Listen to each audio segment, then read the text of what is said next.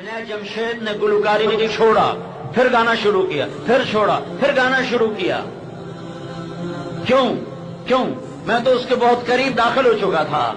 6 साल उसका पीछा किया, 6 साल। रात को 2 बजे वो स्टेज से गा के उतरता था, मेरी गाड़ी पीछे उसको लेने के लिए खड़ी होती थी और उसको वहां से उठाकर मस्जिद में लाते, खाना खिलाते, चाय पिलाते और उसे मस्जिद में सुला देते। सो जा आराम से, यहीं सो जा, कल फिर उसका फंक्शन है। और हमने उसको मस्जिद में सुलाया हुआ है। अगर मैं उसको फतवे देता है तो हराम खाने का नाम मुरादा, तो हराम रोटी खा रहे हैं, तो वो किसके करीब आता, कब करीब आता? फिर अजब बात है, उसने तबलीग में वक्त देना शुरू किया। अब उसकी कारोबार सिर्फ गाना है और कोई उसका कारोबार कोई नहीं, और कोई कारोबार कोई नहीं। लिहाजा जब वो गाना छोड़ता और उस वक्त तंगी आती, फिर उसको रोटी की तंगी होती, फिर वो गाना शुरू कर देता। फिर वो तबलीग में आता, फिर वो उसको तौबा करता, फिर वापस जाता, फिर तंगी आती, फिर वो शुरू कर देता। एक दफा दाढ़ी रखी, फिर शेव करा दी।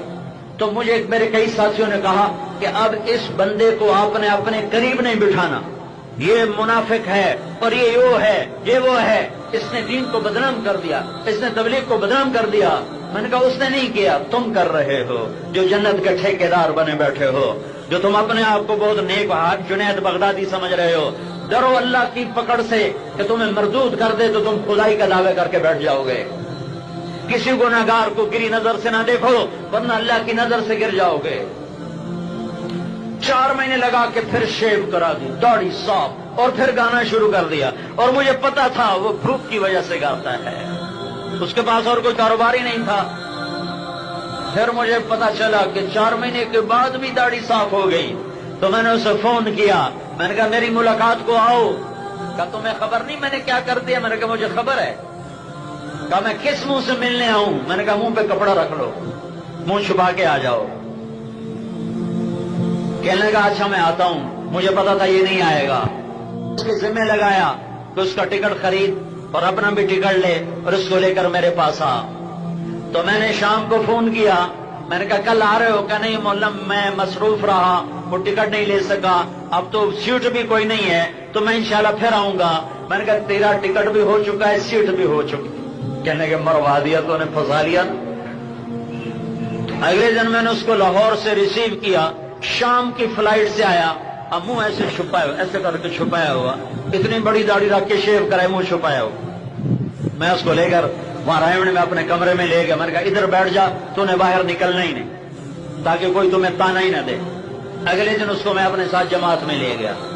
सियालकोट जमात हमारी जा रही थी, ये हमारी जिम्मेदार जमात जो थी उसमें मैं भी चलता था, तो सियालकोट ले गया। सियालकोट से वापसी पर उसने लाहौर आकर प्रेस कॉन्फ्रेंस की और उसने कहा आज मेरी पक्की तौबा है, आज के बाद मैं इससे खैर बात कह रहा हूं। फिर उसके बाद उस पर इतना बड़ा इम्तिहान आया कि उसको पेप्सी कोला ने 4.5 करोड़ रुपए की पेशकश लगाई। 4.5 करोड़ रुपए के 10 गाने गा के दे दो और 4.5 करोड़ रुपए हमसे ले लो और फिर तौबा कर लेना। नाल फतवा भी देता, पीछे तौबा कर लेना। तो उसने ठोकर मार देगा, बस अब इन राहों पे कदम वापस नहीं जाएंगे। 6 बरस का गिरना उठना, गिरना उठना, गिरना उठना, मोहब्बत ने फतह कर लिया। अगर मैं फतवे देने पे आता तो आज जुनैद जमशेद मेंबर रसूल पे ना होता, स्टेज पर ही बैठा।